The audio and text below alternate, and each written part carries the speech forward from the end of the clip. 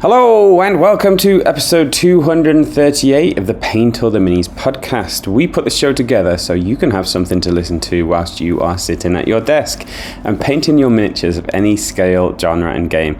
Our aim is to have a relaxed and genuine conversation with someone who is as involved in the hobby as you are, from any level, from top to bottom, because we've all got our own unique stories. Sit at your hobby desk, paint your models, listen to the chat. We really do hope that you enjoy the content.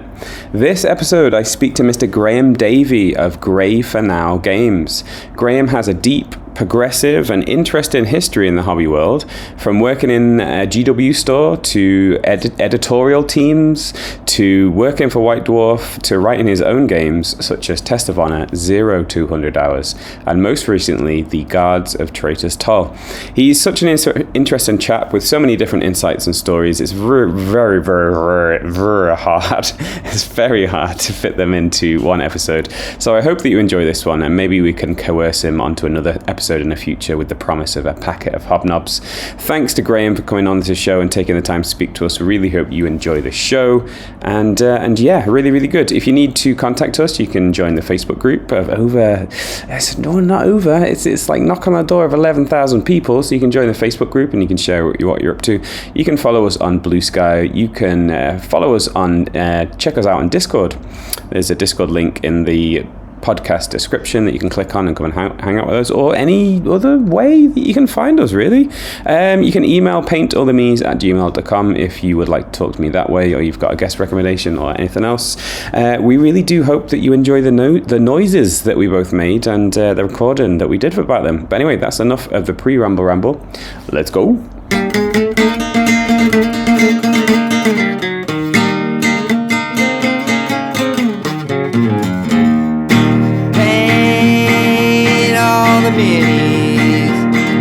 Paint all the minis that you can. And when you paint your minis, listen to that podcast with Dan Adams, that is.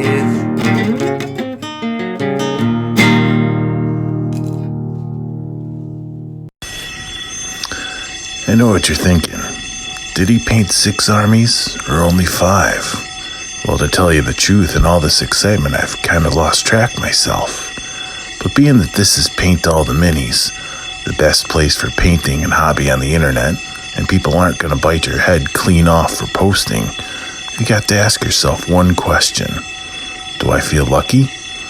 Well, do you, punk? So, hey, I am here with Mr. Graham Davey. How's it going, Graham? Hi, very well, thank you. Nice. So, hailing from the UK, whereabouts are you from originally in the UK? Been all over the place, to be honest, but been in Nottingham now for about 20 years, I think. Okay.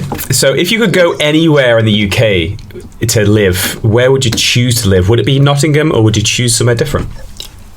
Oh, that's tough. It'd be nice to be either sea. My wife is Welsh, so we do kind of go over there a lot, and it's very beautiful. So that might be an option, I guess. Whereabouts in Wales is she from? South Wales, Swansea kind of area. Okay, and so have you been to North Wales and South Wales, or only ever really South Wales? Yeah, all over really, because my sister-in-law's in North Wales. My wife went to university in Aberystwyth, which is kind of right on the left-hand side, kind of halfway down. So yeah, we've been quite well around, to be honest. So if you're listening to this show from North America or Canada, Australia, if someone's listening to this show from there, what would be the kind of the sales pitch for making the effort to go to Wales? Because people come to UK and they go to London, obviously, and maybe spend a little bit of time in the south, but maybe not go to Wales so much. So what would you say to people about why they should make the effort to go to Wales?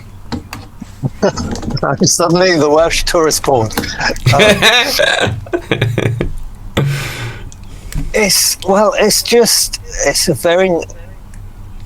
just lovely, beautiful scenery.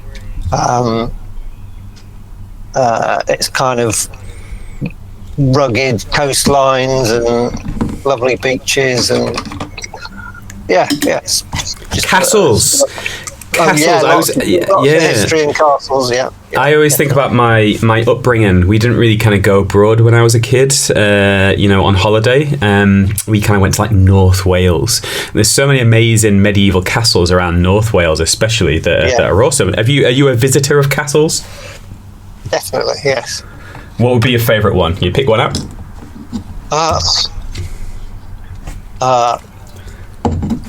Well, not. Conway Castle is a good one for me. Conway, yes. Conway, I was coming to Conway, yes. My sister-in-law lives just down the road. So yeah, we've been there quite a few times.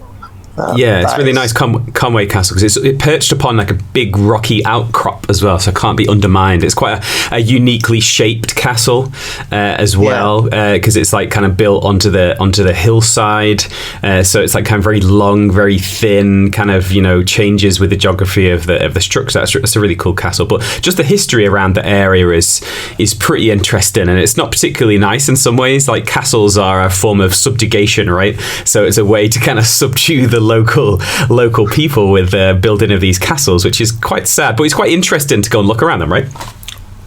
Yeah, it's when you've kind of got that background in enjoying kind of fantasy and wargaming and stuff. It's always fun to look at castles and stuff like that, isn't it?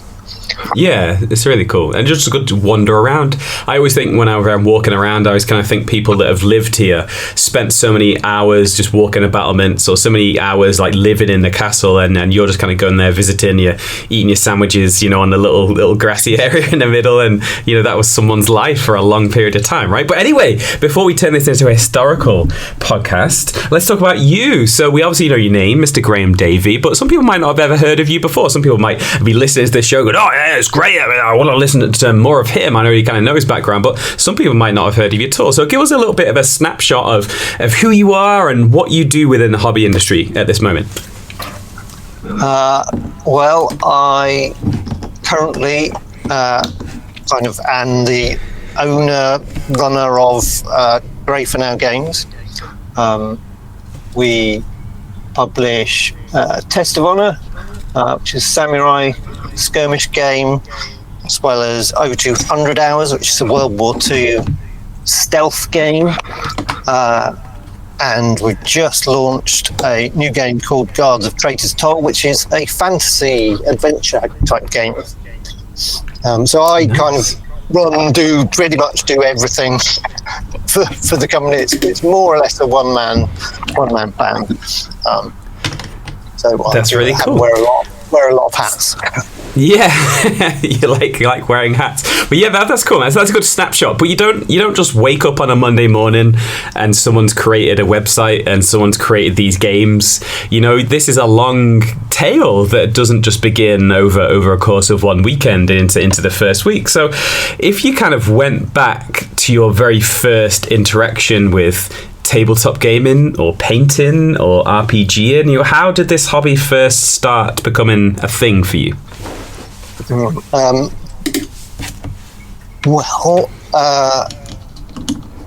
think probably started off with things like fighting fancy books, like choose your own adventure books.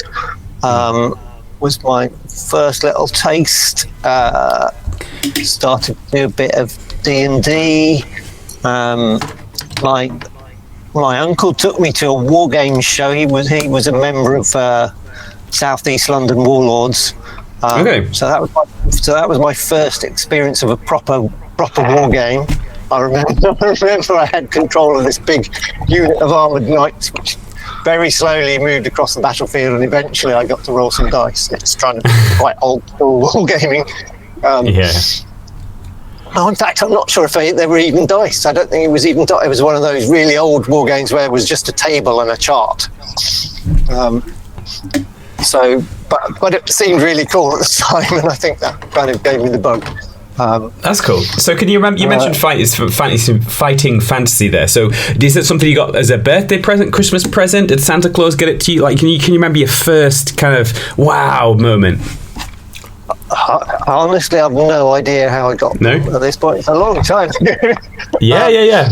I remember it was right back to the very kind of first ones, Warlock of Firetop Mountain and things like that.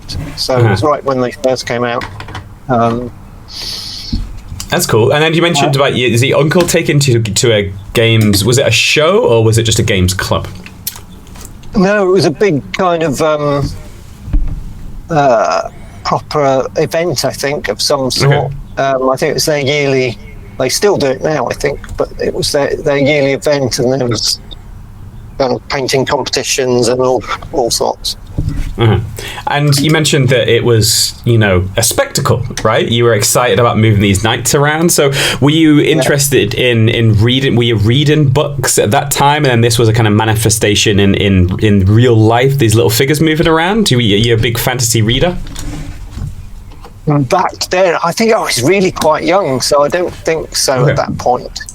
I think it just seemed very cool and exciting. But I mean, it was probably about, I don't know, 10 or something.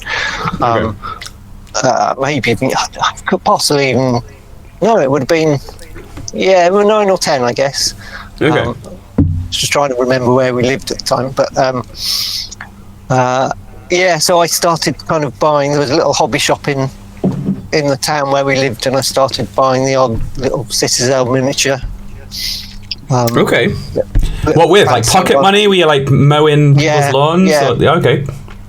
Yeah, basically kind of little fancy adventurers and some old Citadel ogres, I think, things like that. And what was it about it that you enjoyed? Can you remember?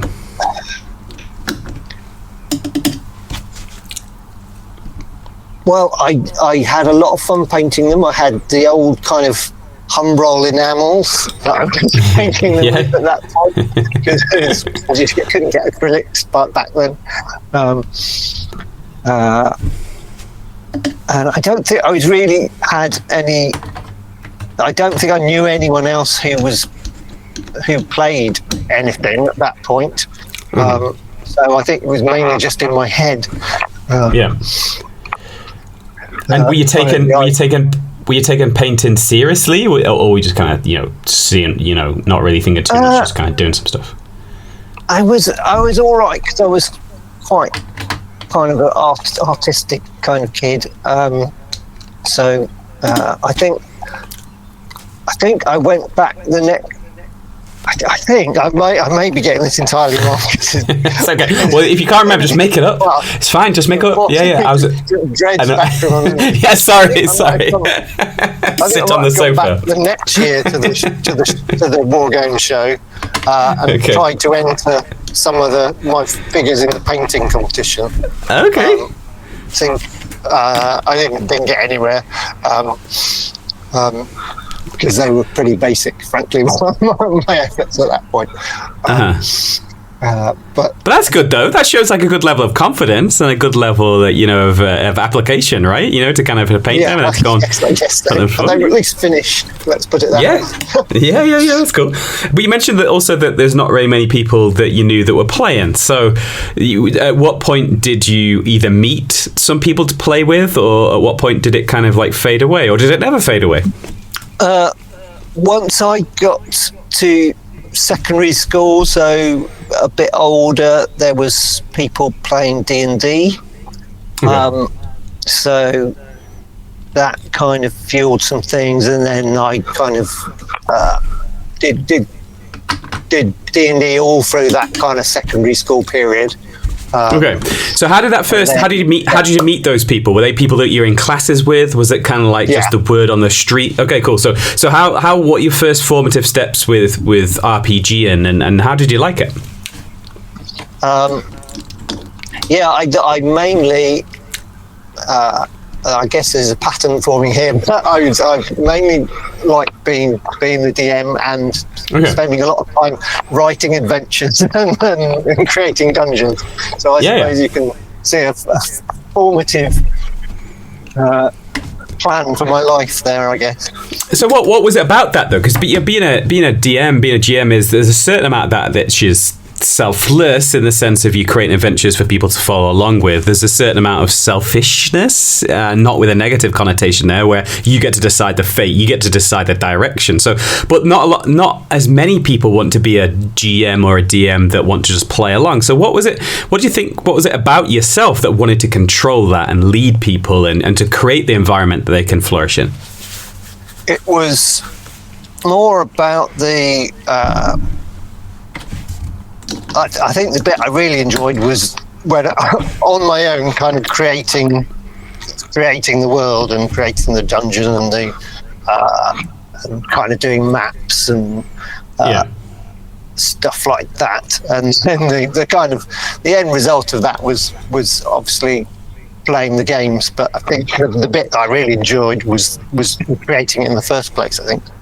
Yeah, because it takes a lot, you know, a lot of improvisation. It takes a lot of forethought. It takes a lot of diligence. There's a lot of really good organizational traits that are required, because you need to kind of think out these things before you go into it, and then equally you need to be able to respond to stuff on the fly. So, you know, maybe kind of if I'm correct, kind of pre-internet era, you know, you DM and you GM in, like how were you figuring out what to do, what not to do, because you know you didn't necessarily have that ability to fall back on a YouTube video, for example.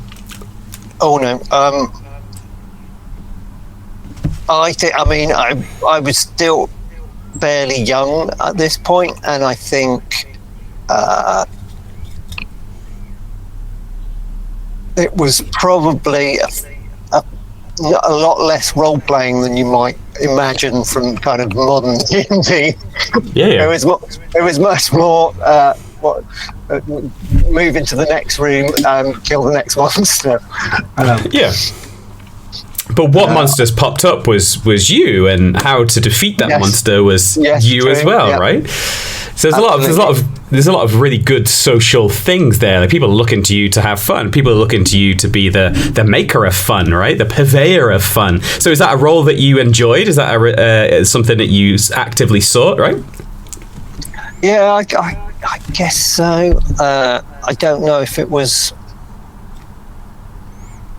I don't know if it was such a conscious decision as you're kind of suggesting. It's kind of what I fell into, I think.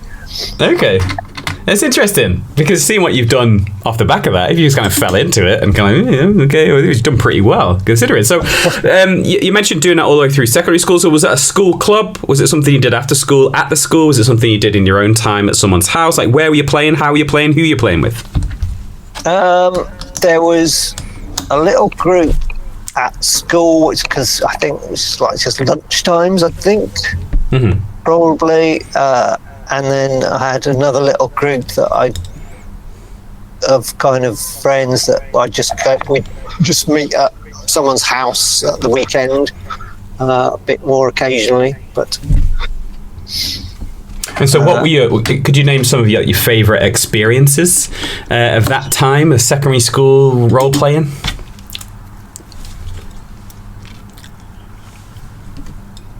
You're really making me dig back. Sorry, mate. I didn't realise how long ago this was. The only one... So we were playing... We didn't play AD&D. We were playing like the basic expert companion sets, the like box sets. So I remember there was an older adventure in a pyramid, and it's all a bit vague and hazy, I'm afraid. No, it's cool, but you enjoyed it, right? Obviously something about it you enjoyed, because you stuck with it. And what generally happens is people kind of play it as a kid, play it in school, and then as they kind of progress into the real world, they kind of set those things aside. So is that the same for you, or did you always continue to play games even though you finished school and maybe lost that friendship group? Yeah, it faded out. So I kind of started to. I got into Warhammer Fantasy roleplay for a little bit, because I really liked that kind of much more kind of gritty real. Back then, it was a very kind of gritty realism. You know, you could be just, instead of being this kind of great noble fighter, you're just you were a rat catcher or something. You had to kind of work his way up to being an adventurer, and the world seemed much more kind of realistic and kind of as a functioning, living world rather than just this kind of isolated dungeon. So yeah, I got into that for a bit. I think I did get one of the very early sets of Warhammer Fantasy Battle, but I couldn't never afford anywhere near enough models to play. So I think I had some cutout card. I think the box came with some cutout card pieces to represent models, but I never got far with that at that point.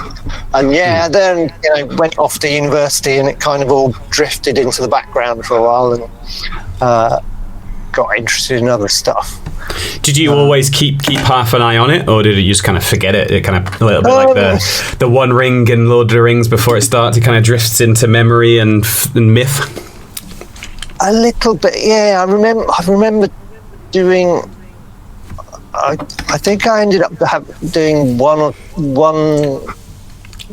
session, I think, of D&D when I was in university with some people, but it never really took off. Okay. And it was quite well down the line before things turned out. But, what was it that brought you back to it? So you went to university, did university stuff, did you then move into the world of work, and then you kind of find that you had a little bit of leisure time and a little bit of excess income, and what brought you back to it, and what was it you got back to?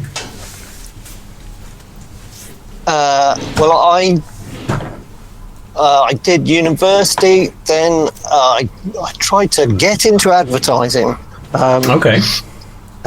So I did a course, and then the way most people start in advertising is they work for free at various ad agencies in London in the hope of someone hiring them. So I was living in North London, doing that, but getting very fed up and miserable. And just was getting really fed up. And suddenly at some point I spotted an advert for staff at the Cambridge Games Workshop store. And I applied for it and got it. And that was that a difficult choice to step away, because you went to university, so I guess you did something that was advertising related, and then you kind of I wasn't. I did drama. My master's degree was a drama degree. I would say it was close to advertising. I would say it was not the same ballpark. So was it a big decision to apply for the GW store? Did you see that as a sidestep, a step up, a step back? And was family involved in this decision? Did they have anything to say about this too? I think I just got really down and fed up with the whole advertising thing. Because it was just a real slightly kind of had living in a horrible shared house in North London, kind of commuting into the city centre every day and just not getting anywhere. It was a bit of a leap. I didn't particularly think it would lead anywhere. It just felt like something that would be just kind of fun to do for a bit. And was it? Oh yes, very much. It was. So immediately I was kind of thrust massively back into the world of hobby. Nice. And started, playing Fancy Battle and 40k, and I was living with other people who were all hobbyists, and we'd work in the store all day, and then virtually every night we'd be playing some sort of game, and it would just crash massively back into the hobby life. That's amazing. I bet it was really, really great to kind of, be a little bit disgruntled and disenfranchised, to kind of suddenly like take this sidestep into this different area and kind of be fulfilled a lot more, right? Both socially playing games, but also professionally, you're getting money from doing something that you enjoy, right? Yeah, it was great. It was such a relief, and still see some of those guys where it was just like war game shows and things, always come and say hi. Nice. So it was great. How long were you working in the store for? About a year, maybe, I think. And then there was an advert for staff on White Dwarf at the studio in Nottingham, and I applied for that, and they were actually just looking for quite a lot of staff, so I didn't get onto White Dwarf at that point, but they took me on in the editorial team. Okay. So I moved to Nottingham and been there ever since. So how was that? 'Cause you mentioned you mentioned South London war games your uncle took you to, so that you a down south kind of guy, and then you were commuting into London, and then Cambridge is still kind of south, and then going up north. So how was it like getting progressively further north as you kind of got a little bit older? How did you find that? Yeah, it's I mean, Nottingham's still Midlands, so it's not like wintry or anything. And again, it was even more surrounded by people, like-minded people. Now there was, rather than a little staff, like 3 staff members at Cambridge, now there was 100 people, all kind of gaming enthusiasts, all kind of playing games. So it was fantastic. Were you wary of stepping away from it because you kind of, you had a job that you didn't particularly like, and then you kind of worked in the retail store, then that was like a new lease of life? Were you wary about stepping away from that really positive environment? Do you think it might have been, don't tempt fate and don't try and step away, or was it like a no-brainer that you wanted to go and do something different more? No, it was a no-brainer. I think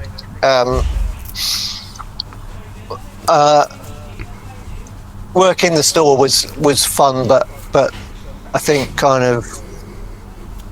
you kind of see the connection with the advertising and the dungeon mastering. It was always kind of writing and creating stuff that was what I really enjoyed. So it all seemed to be in a step in the right direction. So onto the editorial team, and how did you find working for a monthly magazine? How did you find that? Well, like I say, I wasn't on White Dwarf straight away. So at that point the White Dwarf team was separate. Okay. But I was the editorial team was working on the codexes and the army books. Right. Okay. And how was that? So that was the kind of start of my training, I guess. Yeah. So it was run by Lindsay Priestley, who's Rick Priestley's wife. And she was kind of just knew everything about typesetting and layout and all the kind of nitty-gritty kind of grammar and punctuation editorial side of stuff. So so I learnt all of that. Was that something that came natural to you, or was it something that you had to really focus on to get better at? The bit I struggled most with was just the kind of the focus when you're slogging through an 80-page book, looking for the tiniest mistake. It's just great. There's a lot of concentration required. So I think that was the biggest challenge. But I bet looking back now, that's really helpful as you start to create your own rule sets and you start to sort your own layouts. And you mentioned about wearing multiple hats in Grey for Now games. So I guess that really stands you in good stead now, right? That hard hours you put in there. Yeah, absolutely. All the way through the journey to where I am now, I've just kind of picked up these useful little skills in different areas, and they've kind of all coalesced. And I kind of now, like I said, wearing many different hats.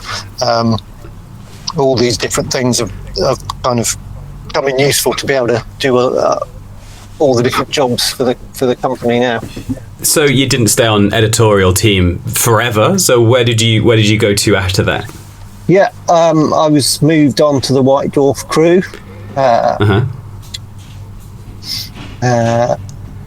With I think Jake Thornton was the editor for when I first started, but then for the most of my time it was Paul Sawyer.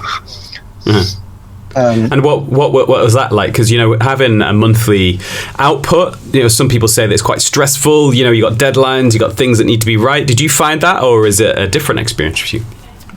No, it was very stressful. Yeah, it's that kind of turnover every single month of having to get something out. It's real. It's just constant, essentially. I can't remember how long, but after a few years, I became more senior, and I started being the one working the schedule. So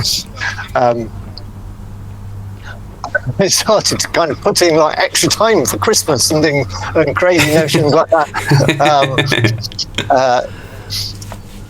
It's a monthly magazine is it's hard work. Yeah. Were there some good parts too? Is there anything kind of sticks out as being a really positive thing? It was brilliant because we did, got to do battle reports, which was always a lot of fun, and again, you're just learning really useful skills. It's and kind of knowledge about how the business was working, and did you get feedback from people that read it? Because those White Dwarfs, even now, like you think about like kind of like 90s 2000s White Dwarfs, a lot of people still really like them. A lot of people buy them still off eBay or whatever, and still read them and still think fondly of them. So were you getting feedback at the time about how people would enjoy them, or were you just in your own little bubble? We got so that you kind of get a lot of good response on games days. You get to talk to people, so that was great, and everyone knew that people loved battle reports, so that was always a big thing, and every month there'd be a battle report.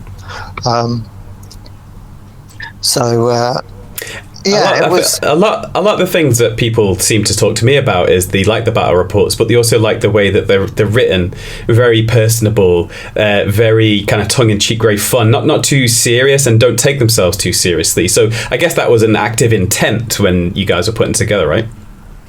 Yeah.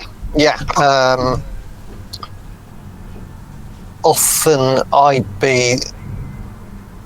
quite regularly I'd be the one writing it up, so someone else would have been playing the game, and you'd always have a White Dwarfer who'd kind of take all the notes and then kind of write up the actual description of the game, which I always enjoyed a lot. Kind of crafting the story out of what had happened. And was that something that they encouraged? They encouraged you to kind of, show your uniqueness and your originality and to show your character? Is that something that was encouraged? Yeah. Certainly as things progressed, I kind of had more capacity. So this was where I kind of started to become I think my title was production editor. So I was doing a lot of the kind of proofreading and copy editing other people's work and writing stuff. So yeah, again, kind of learning new stuff about how things worked. I remember when the first plastic dreadnought came out, and we did this really lush spread full of great photos of the dreadnought stomping around, the different ones they painted up and in different terrains, and then we always went to get it checked with the important bosses, and then we got thoroughly shouted at because we hadn't thought to include any Space Marines. Okay. And it was pointed out to us that the whole point of doing a plastic Space Marine kit was to sell more Space Marine, not just to sell the dreadnought. And it's like, oh yeah, I get it now. Very kind of almost isolated for the most part from the business of selling stuff. It was kind of this little ivory tower, I think, at that point. Of just people trying to be creative, really, and doing great games and stuff. And the kind of the dirty selling business side was kind of barely hidden to us, and occasionally you just kind of had a little flash of, oh yeah, we're here to sell stuff, aren't we? Yeah, but I think it comes across in a really positive way. You know, like I said, it just like I am a big reader of my football team's fanzine, which is like a magazine put together by the fans, and those kind of White Dwarfs kind of very much the same. You could just the passion and the enthusiasm and the character just came out off the page, and I really loved that. It was great. It just seemed like from the outside looking in, as a layman looking back at it through time, just kind of really felt like it was just a group of just really like-minded, positive, characterful people that were just expressing themselves in the way that they saw fit. Yeah. I think it was a lot less commercialized at that point. And we didn't stay there forever. So when did it come time to step away from White Dwarf? There was it was like a magazine. It was called a partwork, called Battle Games in Middle Earth. So the Games Workshop had started doing the Lord of the Rings line by this point, because the films had come out or were coming out, and we did this 2-weekly magazine with a cover mount of a model each 2 weeks with a magazine, and you explained how to paint it and did a little scenario of what to use it for, and I went off to be the editor for that department, and kind of launched this new 2-weekly magazine. So I went from the kind of the monthly magazine and made it twice as bad. It's not quite stressful enough, so let's make it. Absolutely. So, it was a smaller magazine, but it was really, really, and also because it was we were working with an outside publisher, so there was literally, it had to be on time. There was absolutely no option. Was that the first one at that time? The first kind of that idea through GW, or had they done it before? I don't think GW had done it before. A lot of people came into the hobby via that. Yeah, that's what I was going to say, because I'd seen it before. Like, so for people that aren't aware, you've probably seen them when you're a kid, but there's like a weekly or bi-weekly or certain period of time magazine, and you build the ones that I always saw was like Titanic. So it's like over 52 weeks. Each week you get a bit of the Titanic, and by the end of it you got this massive thing of Titanic, and you got like a folder of the history and all that kind of stuff between. So I'd seen it with like, rally cars and Titanic and different bits, but I'd never really seen it in the hobby. So you just kind of like came across your desk and say, hey, were you tagged for it, or is it something you applied for? And how fleshed out was that before you got involved? Well, one of the higher up chaps had worked out, because it was a big kind of, as you say, it was a company that does these artworks all the time. Okay. The Titanic, and I remember we had one example was Dogs of the World. every week it was a new dog. Wow. Sign me up. So yeah, I think it was quite original, the idea of what we were doing.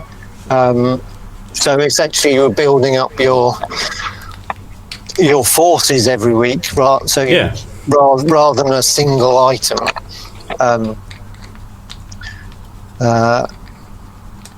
And yeah, it was a big hit. It became that company's best ever publication.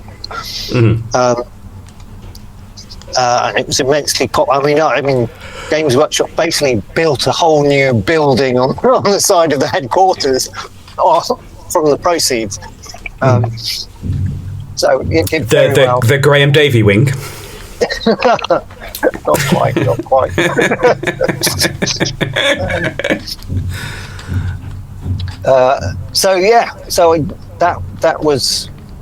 That was really intense. But again, we had this great little team of people working on it we were all really good friends, and we were doing gaming, and it was good. It was a good period, which I enjoyed a lot before I moved back to the studio after that. Yeah, well, I feel like I could talk to you, about this forever, and maybe at some point in the future. Twisting road. Yeah, I'd like to maybe invite you on in the future to kind of talk about it for episode 2, where we can delve deep into this. But I feel really pressed for time that I want to talk about you and your current stuff. So you eventually separated, and you got involved like writing your own games for real, and Test of Honor that you've already mentioned. Let's hold that one, but let's move straight on to kind of 0 to 100 hours, because this is something that came out fairly recently, and then also you mentioned that a new game has just come out, the Guards of Traitors Toll. So talk about 0 to 100 hours, because what makes that interesting for me is that it's not a straight up war game in the sense that we would usually play. You mentioned that it was based on sabotage, and it's based on a little bit of espionage. So for people that haven't heard of 0 to 100 hours, talk to us about what it is and maybe what sets it apart from other skirmishy type games. Yeah, well, it's called 0 to 100 hours because it's specifically a night fighting game. Uh-huh. And it's all about stealth. It's the starter set has SAS versus German sentries, and it's specifically an attacker-defender game. So you always have the SAS trying to kind of sneak onto the board and blow something up, or kidnap something, or rescue a prisoner, things like that. So it's a very story-driven narrative game, and all the mechanics are built around whether you can see the enemy or not. So you can't just move and shoot wherever you want. You have to spot people first. So the default position is that you can't see the enemy. So you have to kind of find and identify where they are before you can do anything to them. And how does that play out in terms of mechanics there? Because obviously you can see them because they're on a board. So how does that work out mechanically in the game? So first off, you don't have free movement. That's the first big thing that shocks people when they encounter it for the first time. You can't just move your models where you want to. So the sentries in particular, first of all, you may have a patrol route which you have to follow, and you can only veer off that if you've heard someone or you've spotted them, or other models will just kind of be roving around, but you'll roll some dice for your movement, and it will give you, so there's kind of arrows on the dice, so it'll give you some possible directions that you could move in, but you can only choose from those directions that the dice have rolled. So you have a little bit of control if you've done a good roll, but you might just go off in the wrong direction completely. And where did the inspiration come from? Because it's very different to, and atypical to things that we would have experienced before on the tabletop. So what was the inspiration for this? Well, just rewinding a little bit to Test of Honor briefly, which is the samurai skirmish game. The kind of real hook for me with that one was trying to bring out those kind of real cinematic moments of it's amazing skills, swordsman kind of whirling around and just killing one guy and spinning around and killing another one. And so I kind of very much focused that game about trying to create that very specific idea in that moment. So when it came to 0200, I wanted to, that was my starting point, trying to create a game where you experience that sneaking around and kind of dodging between the guard patrols or trying to kind of creep up behind them and take them out with a knife to the throat and all that kind of,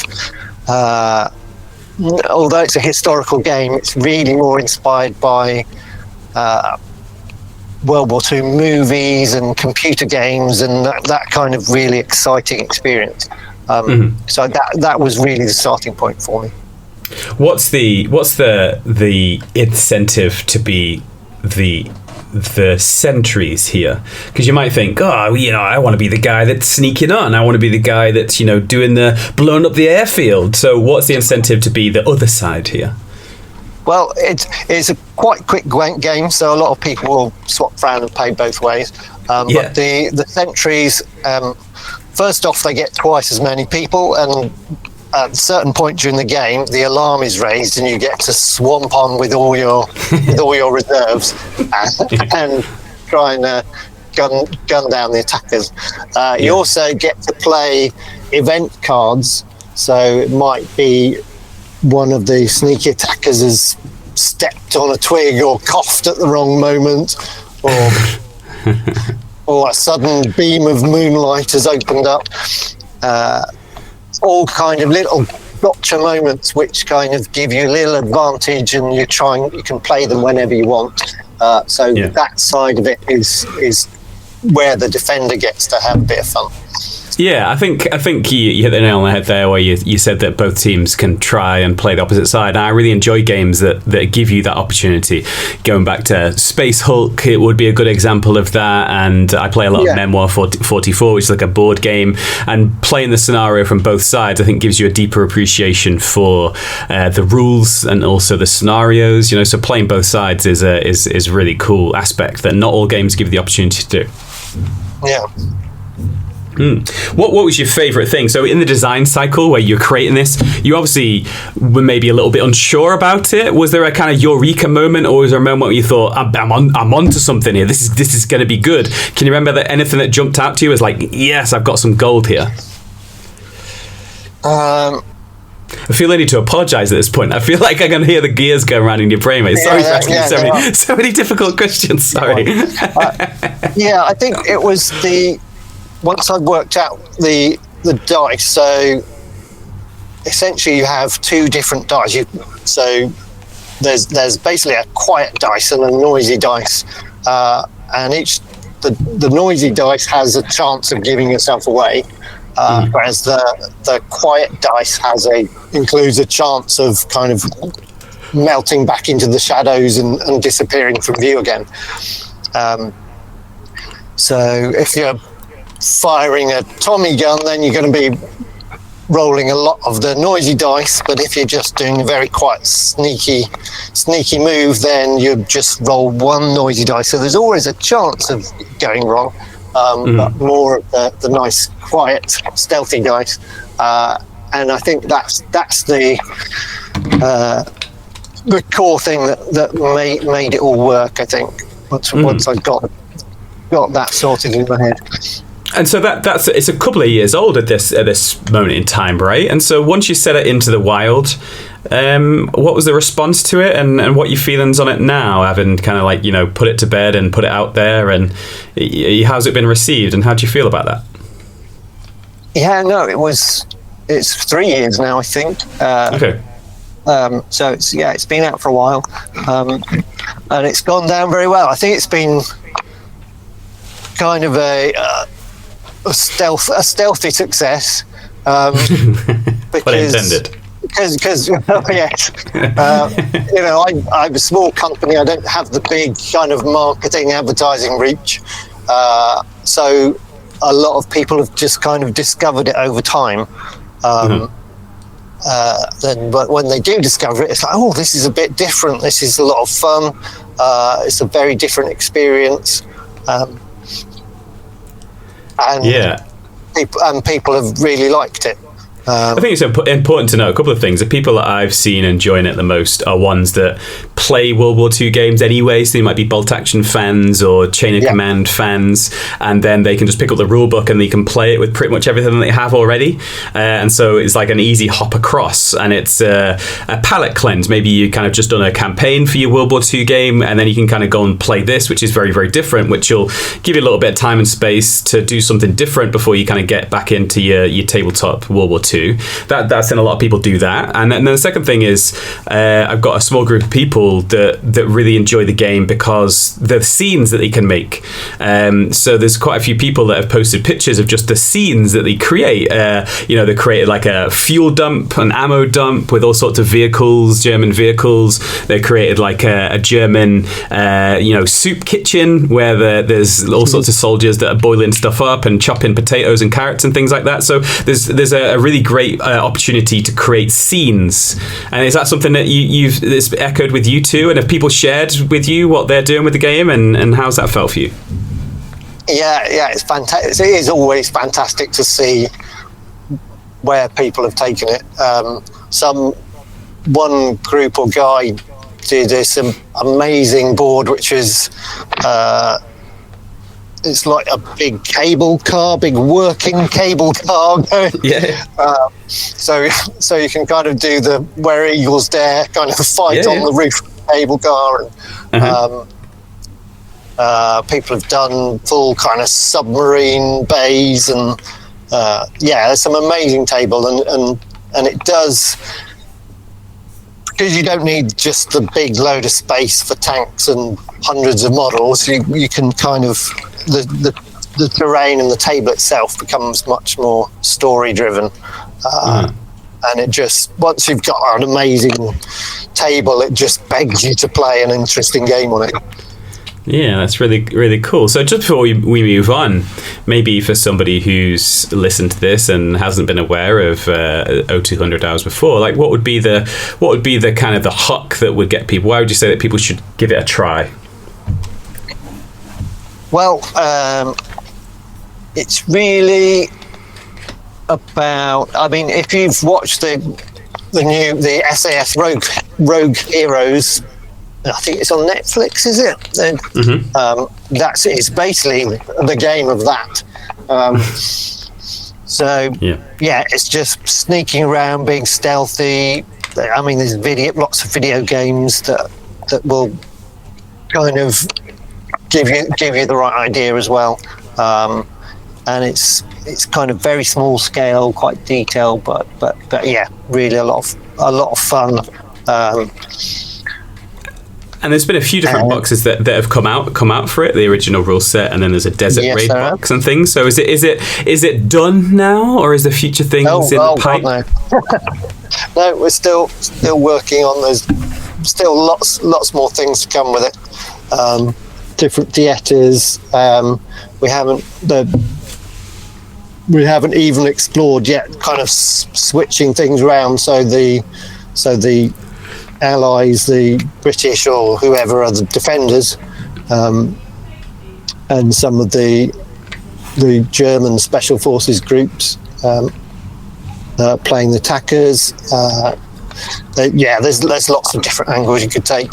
You go into the jungle with the Japanese and all kind of things still to explore. That's awesome. That's really cool. But let's talk about the Guards of Traitors Toll then. So is this a kind of like a brother game, or is it something that's completely different to O200 House? It takes elements from O200 Hours and Test of Honor. So if you've played both of those games, you'll be able to kind of see the DNA. But it is new. It's not just a reskin by any means. And so talk to us about the setting. Yeah, so the game is set in a fantasy city, not a ruined city like Mordheim or anything. It's like a living city full of people going about their business, taverns and traders and merchants and pickpockets and all sorts of things. It's a busy place, and you'll start your game with a board full of citizens and civilians, and there aren't any baddies to fight at the beginning of the game at all, because just people going about their day. I really liked it as I started to do some reading on it. But what I really liked about it is I don't know if this is just me, I don't know how typical I am, but there's a certain part of me that always kind of wanted it to be like a city guard, with the kind of the nonchalant kind of gait, with a little club in my hand, walking around the market, feeling like people should appreciate me and defer to me just because I'm like not even a captain of the guard, just like a kind of duty sergeant maybe. So you mentioned there about how nothing kind of happens. So how might a scenario kind of play out? You obviously, how is this scenario chosen if the game starts, there's no real action happening at that point? So all the players will be playing, have a little squad of guards. So it's a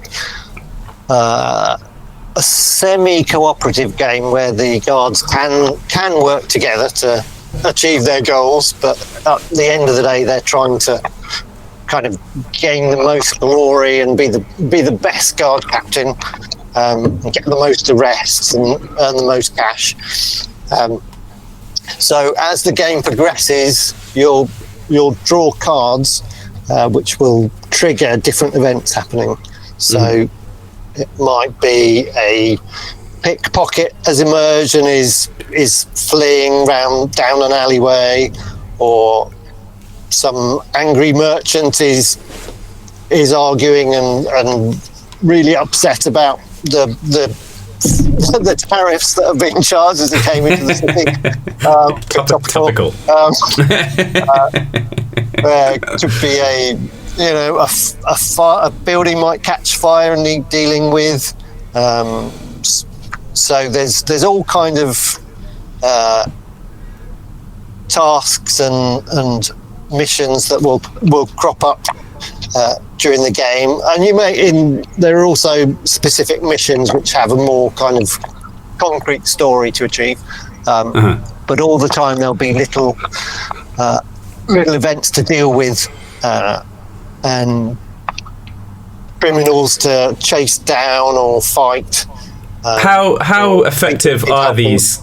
How effective are these guards been? Because when I always think of City Guard or City Watch, right? They're the people that often get pushed around. They're obviously like, we call it, if in the US where I used to live, they'd be called a jabroni. So a jabroni is like in WWF or WWE, the jabroni is the person that's set up to lose so that the Hulk Hogan can shine. Like the jabroni is the guy who gets pushed around. So is that true of this game, or are the guard captains and the guard, are they really strong and really good? They're not great. Good. I like it more now.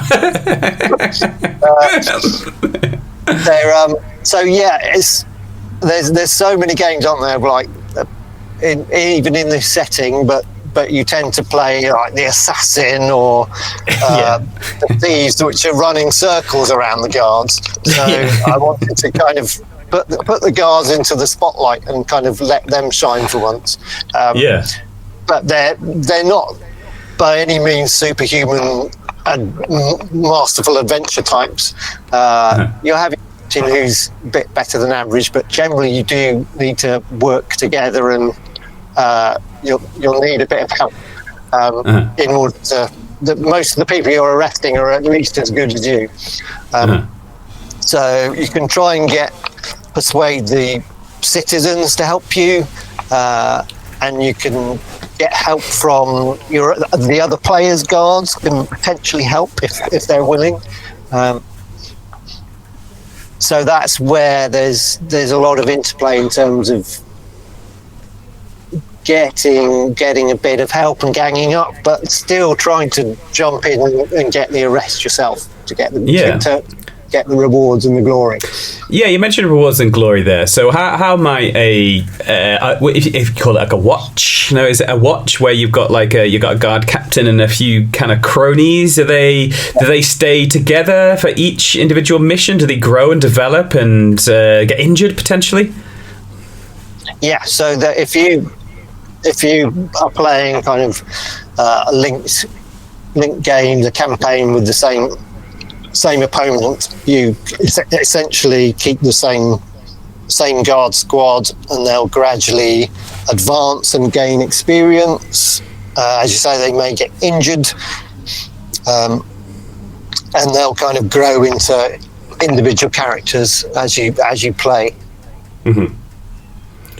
How do you choose them, and do you get to choose their names and their attire and their kind of truncheon length and density and weight? Well, truncheon length isn't a thing in the game. No, should be. But there's a whole variety of weapons. So you may one of the things in the game is you don't necessarily want to kill people, because if you're arresting a pickpocket, then just running him through with a sword is not necessarily the done thing, and that's potentially going to upset the populace. So if you're too violent, then you can lose the game just from causing too much discontent. So there's always an option to try and arrest people rather than attack them and wound them. So you've got different weapons and things which are better at one thing or the other, or even just giving a model, just having an empty hand is quite useful for grabbing people or just talking to them, because you may need to question witnesses, you may be searching through crates for contraband, all things like that. So having a lantern or a flaming torch is useful in certain situations. So all these different bits of equipment can be useful.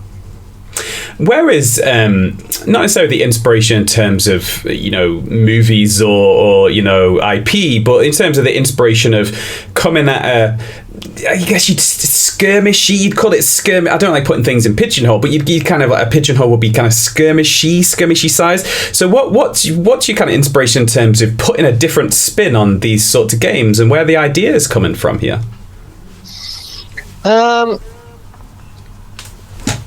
I wanted to, apart from just loving the fantasy setting and always kind of enjoying this setting right back to those fancy fighting fantasy books and City of Thieves and things like that.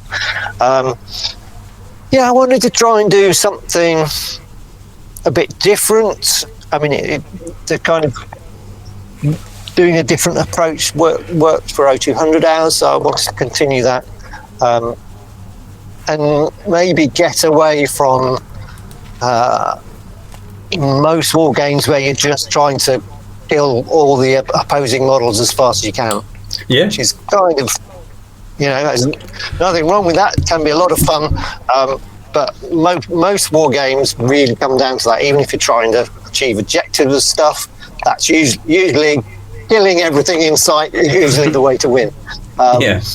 So I wanted to see if I could kind of get away from that and come at it from a different angle, and it's a bit more role-playing based, a bit more dungeon crawler kind of vibes, exploration and adventure and investigation, all these kind of elements, create a game from that. Yeah, it's interesting. It is interesting, like, you know, the different take. There's a lot of things that draw me to it, and the more I get to know about it, the more I am drawn. You're like, City Guard. That's exciting. A little small band of guys. That's exciting. You know, getting some pickpockets. Really good, because these are the stories that sometimes fall through the cracks, where there might be a band of dungeon explorers that stop in this town before they go on the next adventure. But I want to know about the town that they stop in. I want to know about not the drudgery, but I remember when what was the Star Wars show Andor recently? I watched Andor, where it's like, I liked it a lot because you were seeing the non-Jedi people do non-Jedi stuff, and that was really cool. There's a certain kind of like depth to that, where you're not seeing these Luke Skywalkers, you're seeing the average Joe, and you're seeing like a guard captain. He might be a good guard captain, he might be you're not up to no good, he might be a bad guy, but just seeing what they're up to. So it's really interesting, it's really cool. And so you mentioned that it's been released recently, to be released. Is it out? It's kind of literally going out right now, like it started sending out last week, and we're still sending out the last few pre-orders now. They've been working really, really hard to get them all out the door as fast as possible. And what are your thoughts and hopes? Do you have any? Some people are very focused on numbers and feedback. Some people are like, well, I'm done with it. I'm just whatever. Like, how would you feel about it now? And do you have any goals and hopes? Well, there's lots. There's more stuff to come. I've already got the next couple of sets with models sculpted. So the idea is there's kind of some almost an overarching plot line going on in the city. Kind of so secrets to discover and politics and all sorts of stuff going on. And I want to kind of gradually reveal that over in kind of coming sets and expansions, so we can kind of discover and explore what's going on in the city. It's really cool, and our hour has very quickly gone by. But I've got kind of one more question, if I may, as we begin to round up. So you mentioned at the start that it's very much just you, and it's you doing your thing, and you kind of like your head chef and bottle washer and everything else combined. So how is that for you? And also, do you enjoy being a one-man band? Is it something that you appreciate? You being able to kind of live your dream and, kind of be the GM, but on a much larger scale now? Is that something that you really like? Yeah, I do. It suits me very well. I do.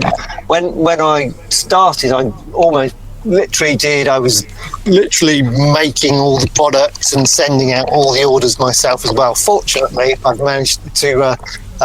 Sarissa Precision, who make all the amazing MDF wooden train, now do that side of things for me. So they're the ones who've been feverishly building sets and sending them out. So yeah, I get to sit at home on my computer and make cool things and do the website and all that kind of stuff. Obviously, there's the boring side of it, and the bills to pay and the accounts as well.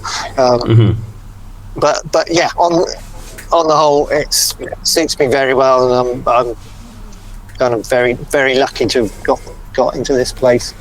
Yeah, well, you work hard as well. That's the like you say you're lucky, and a lot of people mention that you're very modest, and a certain part of everything is a little bit of luck, but I would say the lion's share of it is engineering opportunities for yourself. It's those hard-won skills that you've worked hard to develop and grow. The layout from the editorial team, the pressure and deadlines of White Dwarf. The stepping away from advertising. There's a lot of times where you could have stepped away from something like this, but you continue to push and double down, So thank you for that perseverance, and thank you for that effort you put in for us all. Well, thank you for saying so. But that's all we got time for. I really wish we can get on in the future. We can kind of delve deeper into a few of these areas. I know I've asked you a lot of difficult questions. Apologies for that. Hopefully I haven't made your brain hurt or get too hot to have to go and put a wet flannel on your head. But thanks a lot for your time. We really appreciate it, Graham, and it's been great to get to know you, and you've got such great stories, and I feel like I've talked to you for the next few hours just about little intricate parts and details. But 0200 hours, Test of Honor, Guards of Traitors Toll, those are three things that are all available now. And is those three is the stable complete, or is there any other IPs? Is there any other areas that you're looking to potentially develop at all? If you can kind of leave us a little nugget of the future. Well, never say never, but being just one person, having even just 3 games is a lot to give. Because people want new stuff, and you kind of want to keep it fresh and keep bring things out. So for now, I'm sticking with the 3 games, making things better. Yeah, there's lots more stuff to do for all of them. So Final question. Is there a game that's not been created that you'd really love to see, either a movie or a video game or something? Is there like any of these moments where you thought, I can't believe there's not a game with that?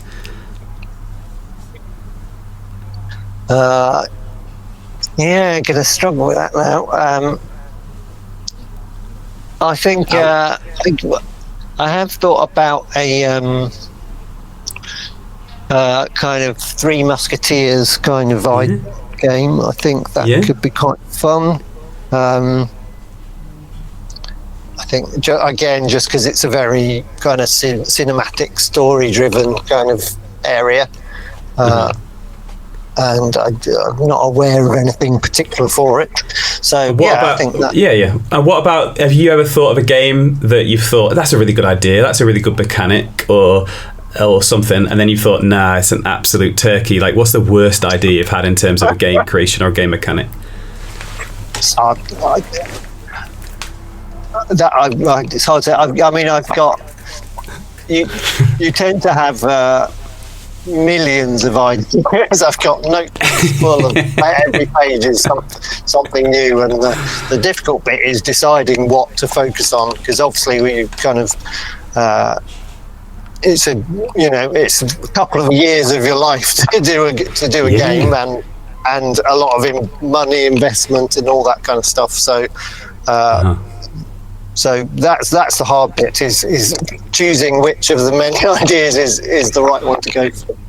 How do you decide that? Have you got help? Is it play testing, or is it just you and a cup of tea? It's just gut, really. I think. It's. I tend to scribble down every possible idea I can think of that would fit into a game, and if that's a struggle, if that's like a half of 10 different things, then it's like there's probably not much there.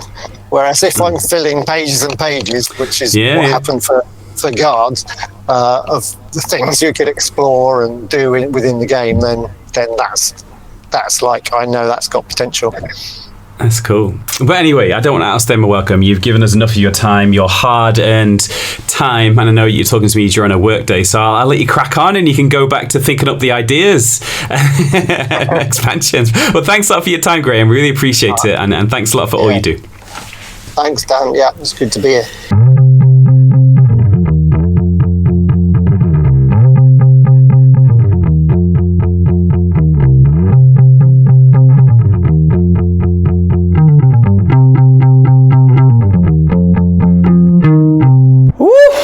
So there you go, episode 238 all wrapped up there. Sorry if you are a prompt listener. It's a little bit of a late release because I'm on holiday. It's a little bit of a kind of government holiday where I live over the last 2 days. So I've been out and about doing some bike riding, doing some different bits and bobs. So it delayed the release of the show. Sorry about that. If you're a prompt listener, hopefully you can scramble and recover and still be okay. You can.